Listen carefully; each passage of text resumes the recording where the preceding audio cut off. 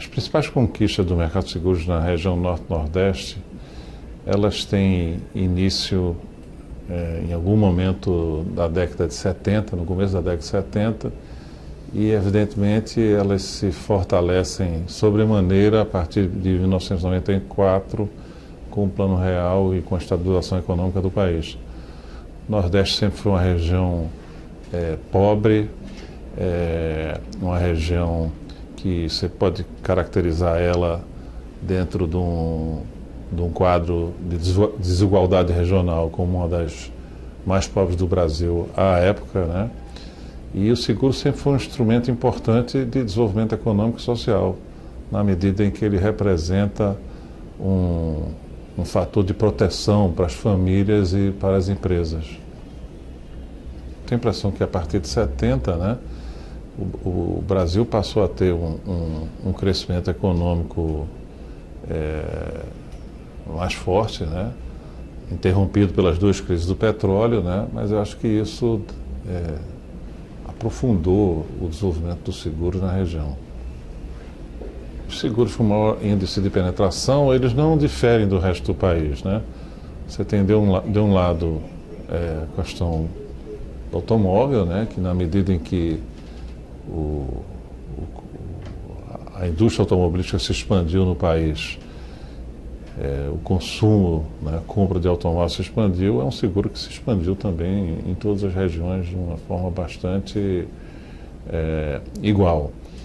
É claro que no Nordeste, por ser uma região mais pobre, o índice de cobertura da frota talvez não seja igual das regiões Sul e Sudeste. Se aqui você tivermos 27% da frota coberta por seguros, no Nordeste provavelmente você vai ter 23% ou 24%. E no mais, os outros seguros, os mesmos que crescem fortemente no país, são os líderes e crescem no Nordeste, que é o caso principalmente da área de pessoas, né, da área de vida e previdência. A violência é um fator impeditivo ao crescimento de seguros, na medida em que ela tem vários efeitos sobre a economia e sobre o comportamento social das pessoas. É claro que a violência, sob o ângulo do seguro de automóveis, ela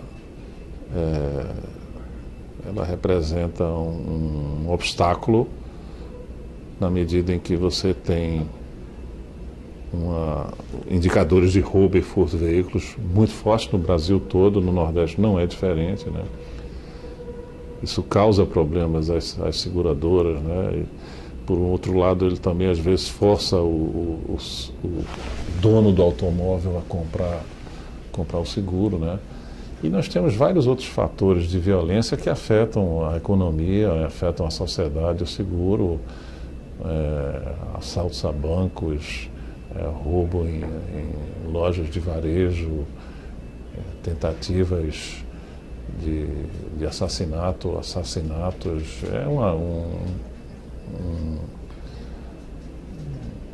um rol sem fim, infindável de problemas que a violência traz.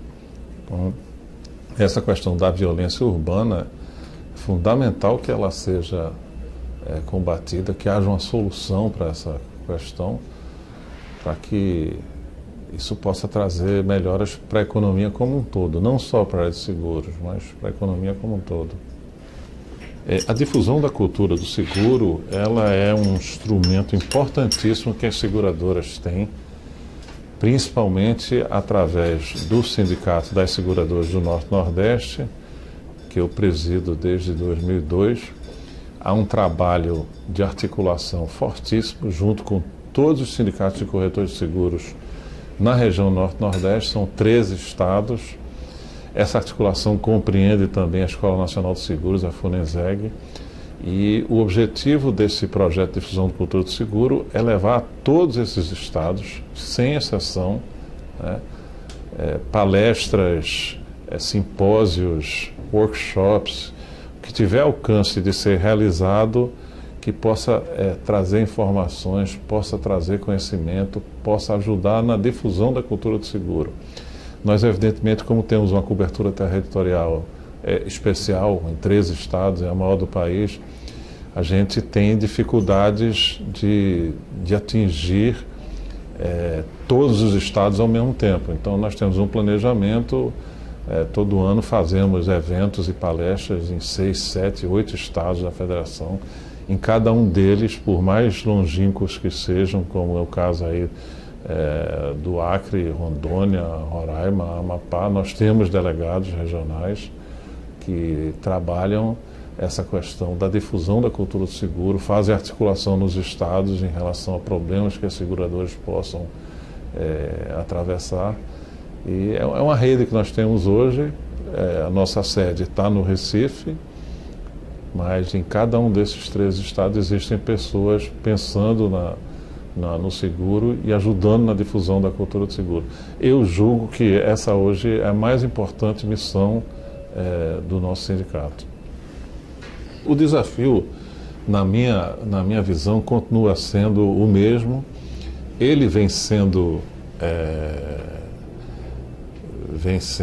enfrentado e vem sendo solucionado. Eu vejo 2 vertentes dos grandes desafios que o mercado de seguros tem no Brasil, como teria em qualquer outro lugar do mundo, dependendo da situação específica, econômica e social de qualquer desses países.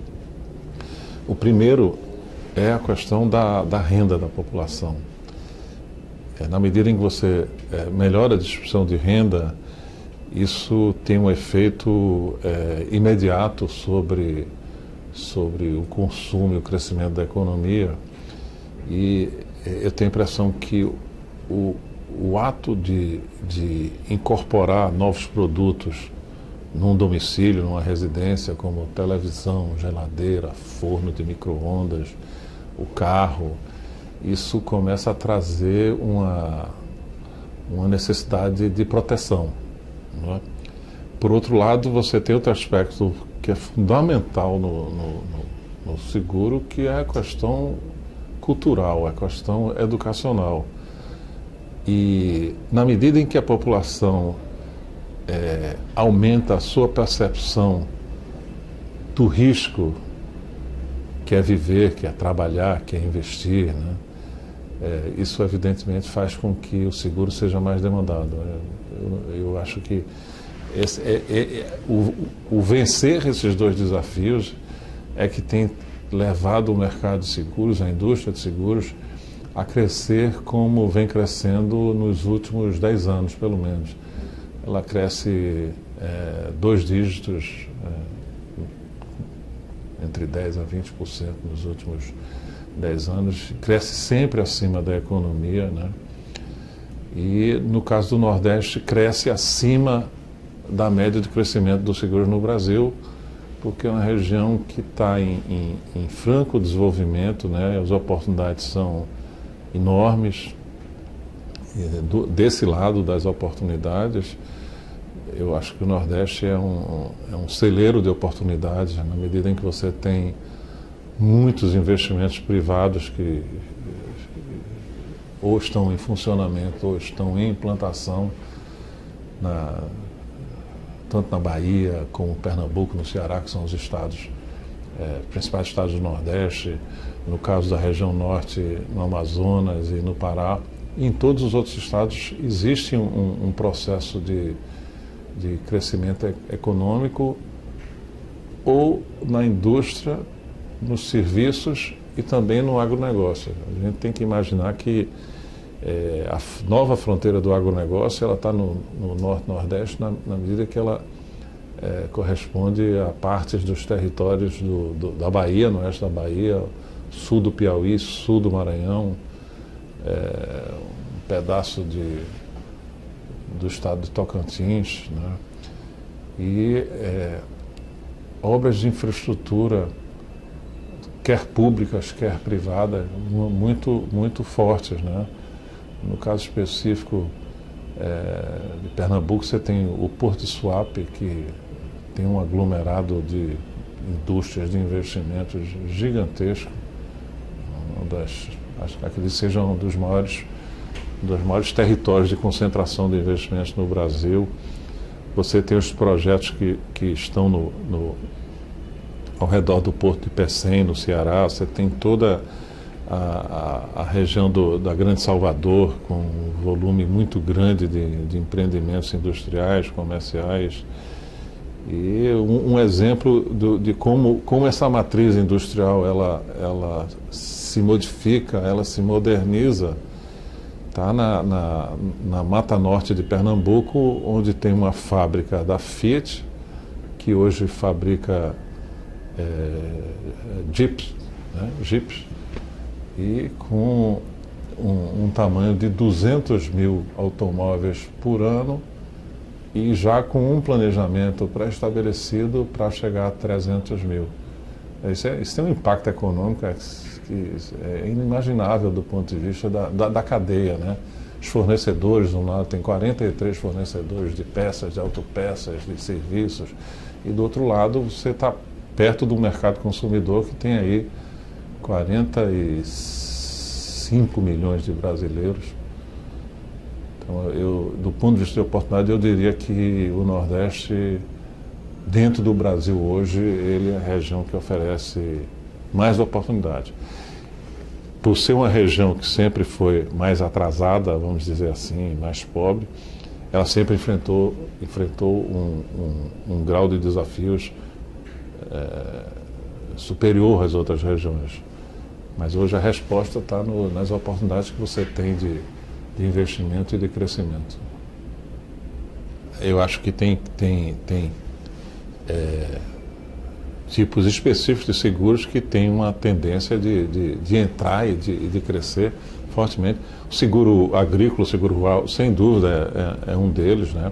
Ele está fortemente concentrado hoje no Centro-Oeste, Paraná, São Paulo, Rio Grande do Sul, alguma coisa em Minas, mas evidentemente que na medida em que a fronteira agrícola se expande, né, pela Bahia, pelo Maranhão, Piauí, no norte de Tocantins, o seguro agrícola vai junto, ele vai ser um produto com a tendência de demanda muito forte.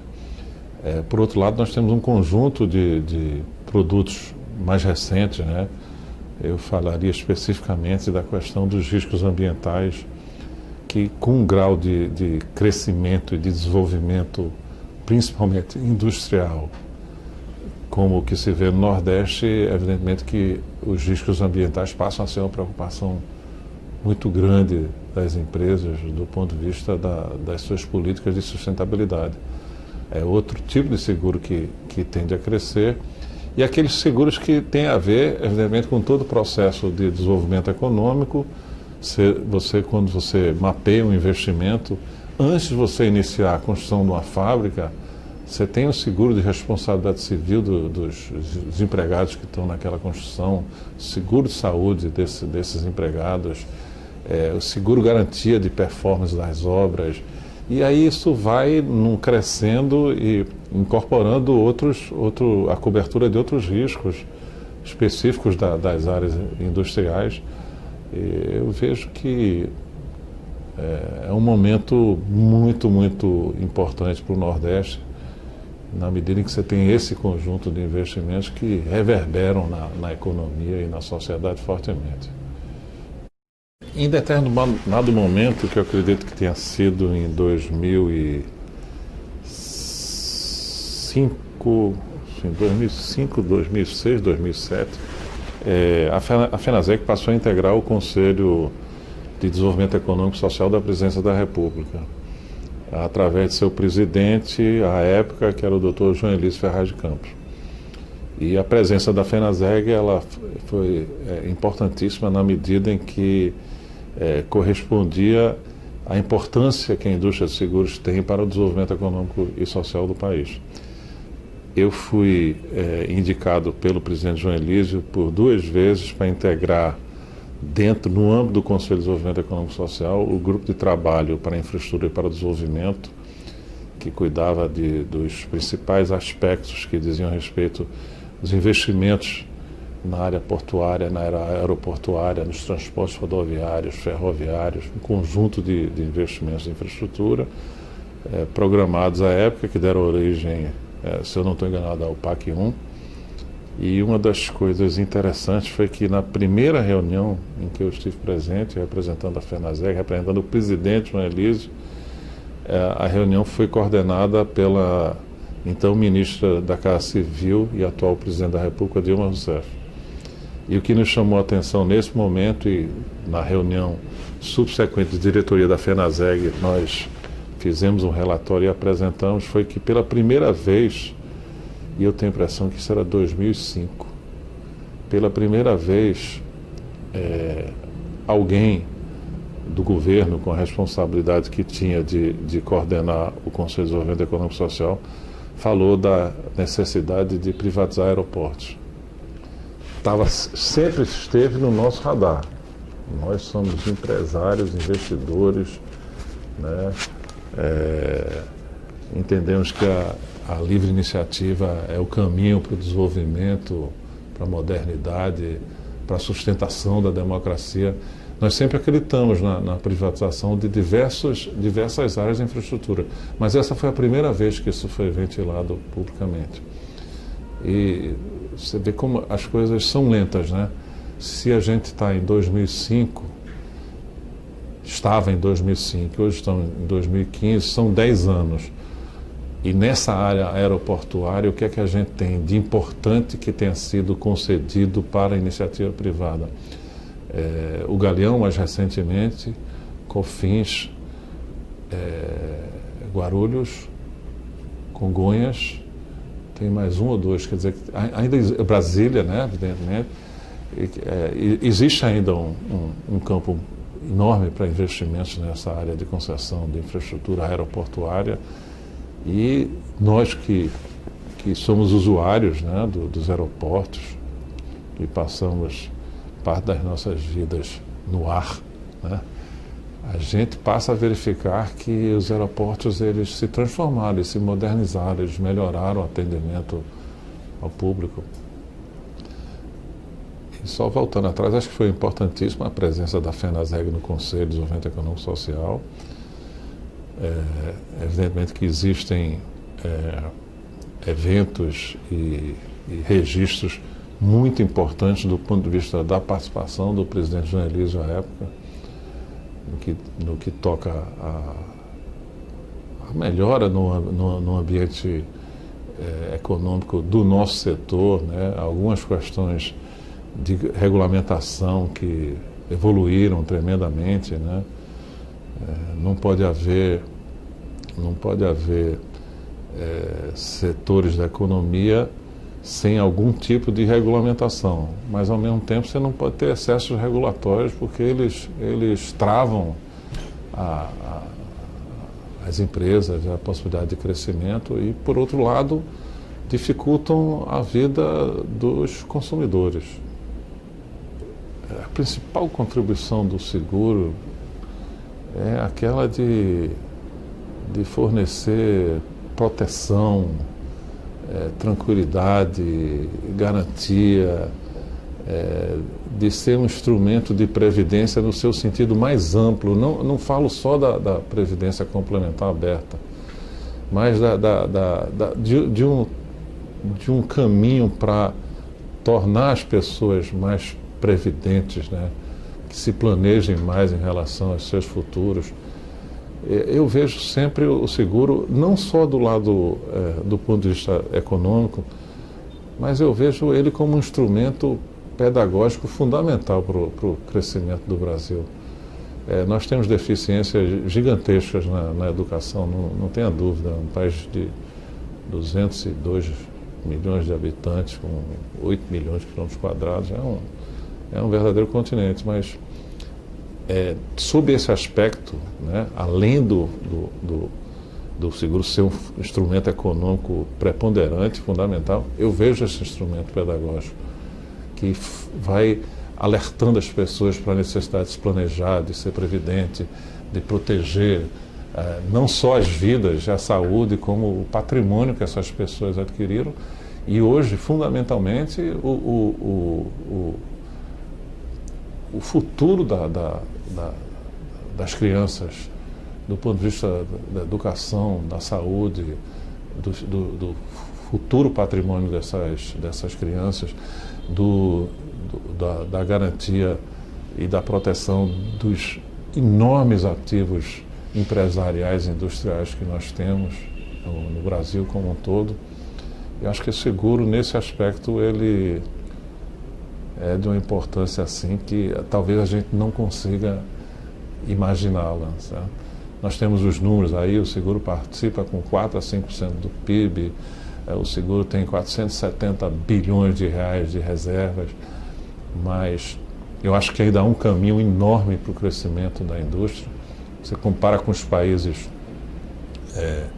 que têm alguma semelhança econômica com o Brasil, mas que ainda tem uma participação dos seguros muito mais forte nos países desenvolvidos, no caso específico da América Latina, o Chile, né? E do ponto de vista do volume de investimentos que você tem uma relação aí que para crescimento econômico, para o desenvolvimento social do país, fundamental é que as seguradoras, as reservas das seguradoras, elas representam poupança de longo prazo, que é um item, um produto que falta ao país. O país não é um país completo economicamente, tem várias deficiências. Hoje a gente está atravessando um quadro de dificuldade, mas a formação de poupança de longo prazo era fundamental para o desenvolvimento e para o futuro do Brasil. Em 1943, quando a Companhia Excelsior Seguros foi fundada, né, o ambiente de seguros, o seguro ainda era um instrumento, vamos dizer, incipiente, né? E de lá para cá, evidentemente, ele vem numa tendência de crescimento que eu acentuei no começo, que ele tem alguns momentos assim de mau crescimento, que foi na década de 70, que corresponde a um período de crescimento da economia brasileira, como também a partir de 94 com a estabilização econômica. No Nordeste tem uma característica muito interessante, principalmente em Pernambuco e no Recife, que é o fato de que no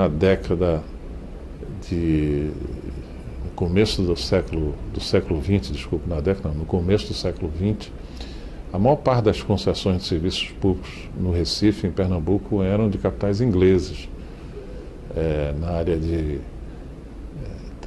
telegrafia, telefonia, transporte rodoviário público, fornecimento de água, energia. E os ingleses, evidentemente, eles têm toda uma cultura específica do seguro, né? Levaram isso para o Recife, né? Então, talvez o Recife seja uma cidade que tenha uma percepção ainda mais avançada do seguro por conta dessa influência inglesa na economia naquela época, 1900, 1910, por aí. E de mais a mais, de 43 até hoje, são 72 anos, né? A indústria de seguros, ela se consolidou no Brasil, ainda tem muito a avançar, como eu já disse. A nossa companhia, a Companhia Excelsior Seguros, ela cresceu nesse período. Evidentemente que são períodos distintos do ponto de vista de controle do capital. O primeiro controle de capital da Excelsior em 43, a Excelsior foi uma seguradora fundada em São Paulo e com forte atuação nos portos de Paranaguá e Santos, o que mostra claramente que ela tinha ligação com a indústria cafeeira exportadora. E uma coincidência da história, né, é que nós encontramos lá nos primórdios, nos primeiros livros de acionistas da Excelsior, como fundadores e acionistas da empresa, duas pessoas que têm muito a ver com seguros. A primeira foi o Dr. João Ferraz de Campos, pai do Dr. João Elísio Ferraz de Campos. Ele assina em Paranaguá em 1943, se eu não me engano. E o outro, o pai do governador do Paraná, Jaime Canet, que era, se eu não me engano, o nome dele era Jaime Canet Capdeville. Ele foi governador do Paraná. Hoje o grupo dele tem um grupo de hotelaria chamado Deville. Então, foram coincidências assim que eu sempre entendi como benéficas para a empresa, né? Posteriormente, a empresa foi adquirida por um grupo de São Paulo e, em 1996, por um grupo de capital nacional, um grupo nordestino, um grupo pernambucano.